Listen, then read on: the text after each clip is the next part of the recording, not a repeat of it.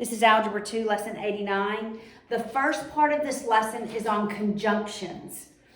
All right, so we're going to have conjunctions and disjunctions. All right, so let's talk about what's the difference. They're both going to be inequalities. So they're not going to be something equals something. All right, they're going to be inequalities. It's either going to be a conjunction or a disjunction. We're going to begin one-dimensional on a number line. We'll eventually go two-dimensional. So it's the number line.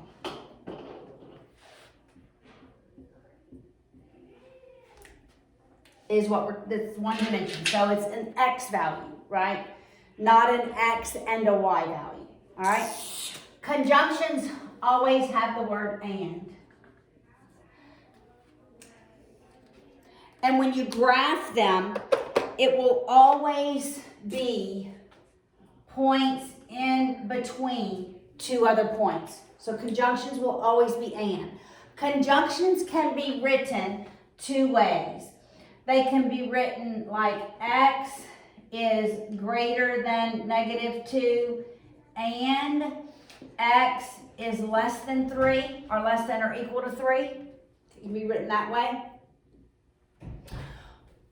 Or it can be written X greater than -2 and less than or equal to 3.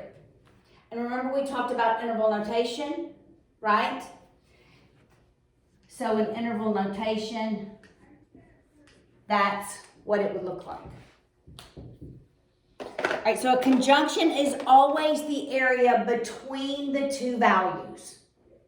All right? It has the word and.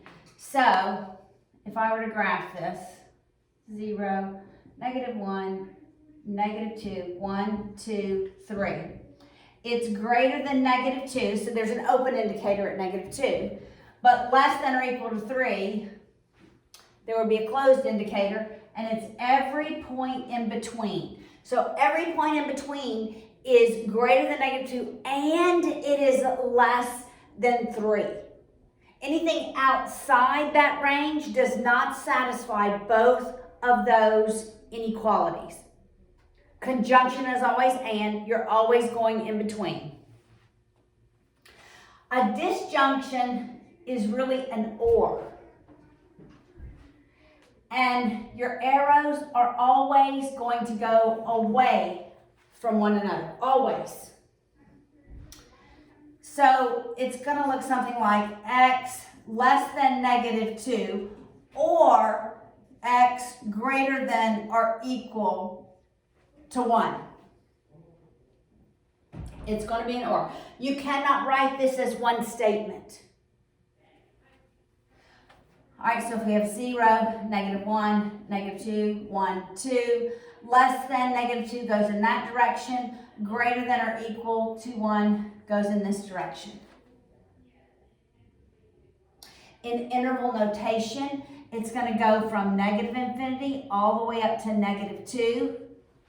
And then there's this little sign, it's called the union of both of these values. It means it's not only this set of solutions, but it's also this other set of solutions.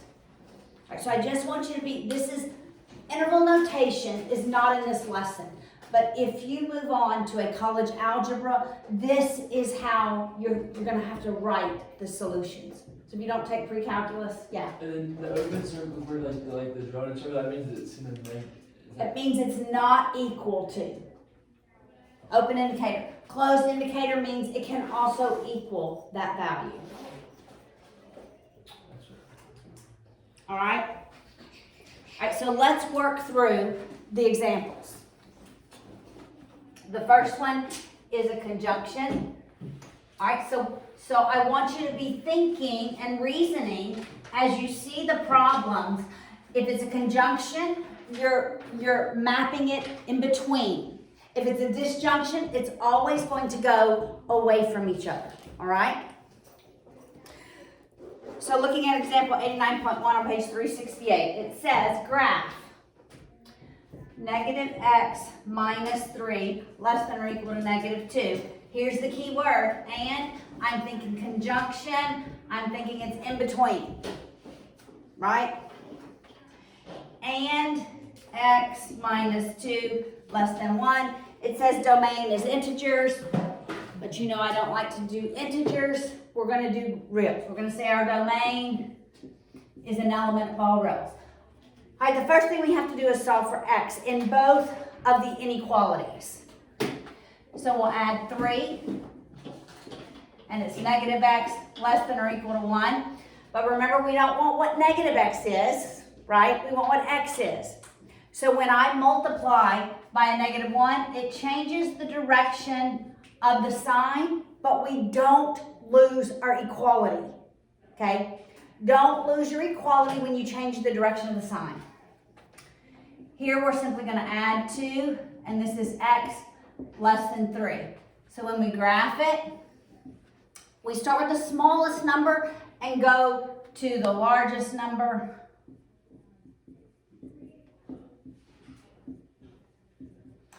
All right, so less than or equal to negative 1 is an enclosed indicator. Less than 3 is open, and it's every value in between.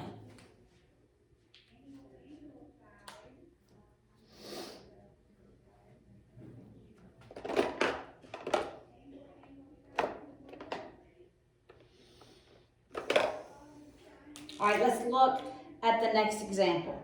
It too is a conjunction.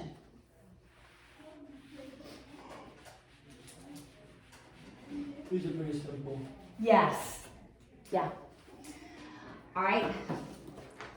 So look at this one. It says graph negative 2 less than x minus 2 less than or equal to 4. Now, because it's written as something inequality, something inequality, something, you're always thinking it's a conjunction.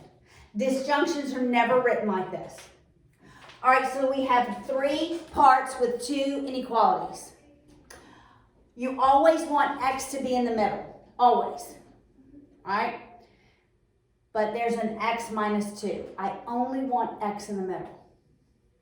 So what I do to the middle, I do to both sides. Got it? What I do to the middle, I do to every side. So that's 0. X is left by itself in the middle. 6. What does this say? X is greater than 0 and x is less than or equal to 6. All right, so if I graphed it, we'll put 0 way over here because that's where we're starting. Right. So, what kind of indicator am I going to have at 0? Open or closed? Open. Open, that's right. What about at 6? Closed. Closed. Equal to or. Very good. Yes. It's a conjunction, so it's everything in between.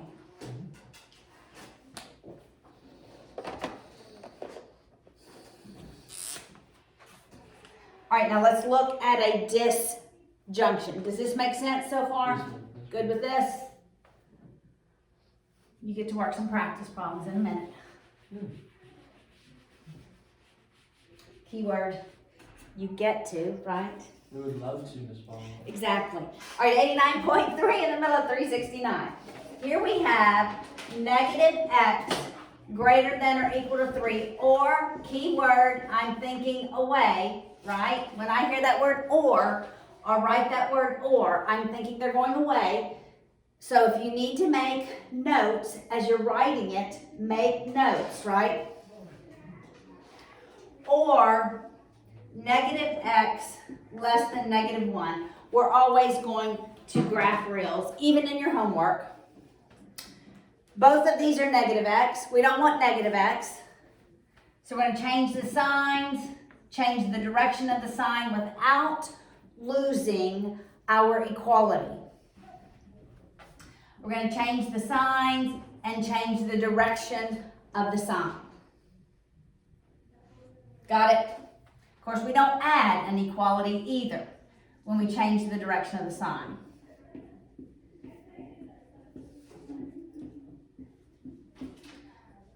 All right, so greater than 1 is an open indicator because it's not equal to it.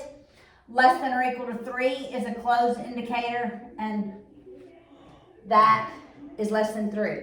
So nothing in this area satisfies both of those equalities. What would that be called? Just empty space?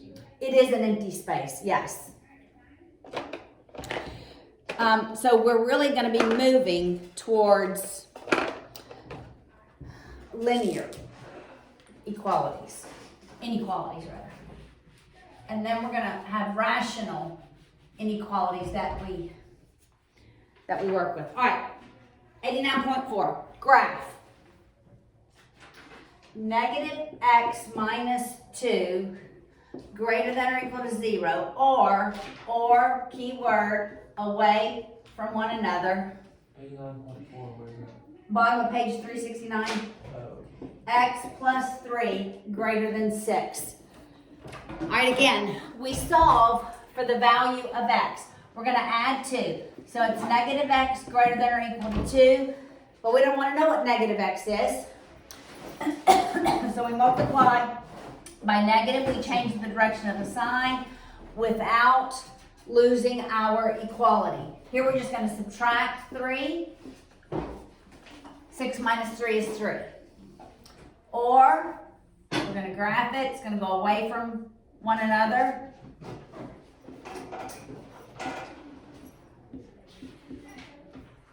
Greater than 3 is an open indicator, and it goes to the right. Less than or equal to negative 2, closed indicator, goes to the left. Of course, I'm always graphing reals.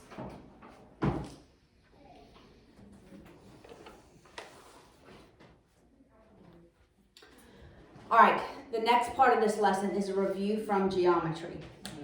So on page 370, are you guys at chords? Wait, are you at chords? I've passed that. You've passed chords. All right. Man, I probably need a little bit of reviewing. I haven't looked at it in a while. All right, well, here's your review. Nice. Okay, angles inside circles when we have secant lines. All right, so we're just going to do a review. A secant line is simply a line that goes through the center. Well, we've done this before. Yes, we have. And here we go, we're reviewing again. Again, that's right. You can't help but review. Review, review, review.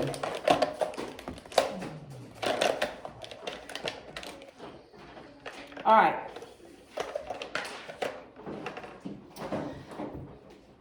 All right, so let's say this is 60 degrees and this is 50 degrees. What would that angle be? You add them and divide it by 2. Add and divide by 2. 60 plus 50 divided by 2, that's 55 degrees.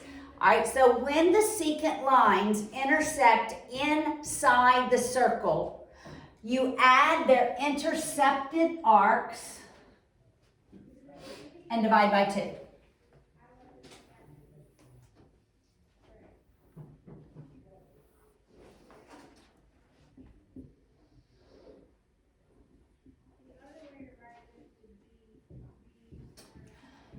All right, and this is all in degrees. It's not the length of the arc, it's the measure of the arc. So measure differs from length. Length is circumference, measure is like rotation of rays, okay? When the secant lines, these are called secant lines, when the secant lines intersect outside the circle, what is the formula? You subtract the 25. Subtract it. 75 minus 25 divided by 2, that's 25 degrees. You subtract. Far away minus the nearest divided by 2 is the angle.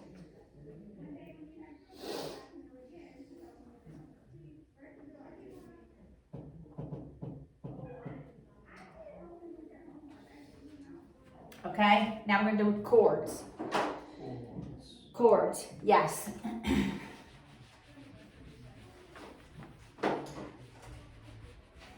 A chord, by definition, is a segment inside a circle whose endpoints lie on the circle.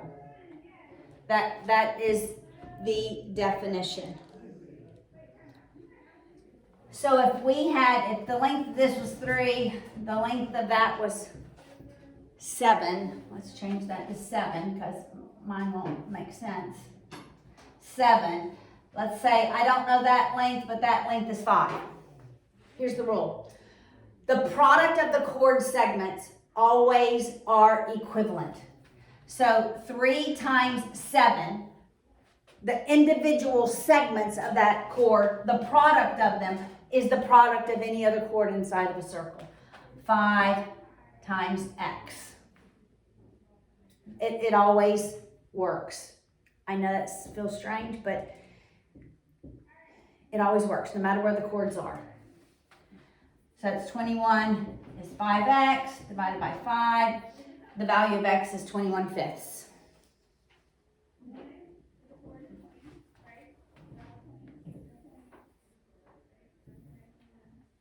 Well, what if we have this? And this is x. That's 4. That's 3. And that's 5. Now we don't have chords. We have secants that intersect at a point outside the circle. All right, here is the formula. It's the outside piece times the total of that length, right? Outside times total equals outside times total. How's it 8? Outside piece times the total equals the outside piece times the total. Got it? Right, outside times the total. Outside of the circle is 4. Times the total length of that line is 4 plus x. It's really not a line, it's a segment. A line is. And the outside piece times the total.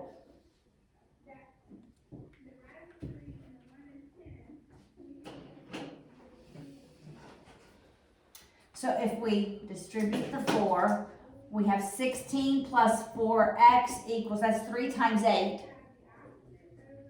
That's 24. That's 8? Well, 3 plus 5 is 8. Oh, okay. Yeah. And 3 times 8 is 24, right? Mm-hmm. And then we subtract the 16 on both sides. We have 4x equals 8. Dividing by 4 on both sides, the value of x is 2.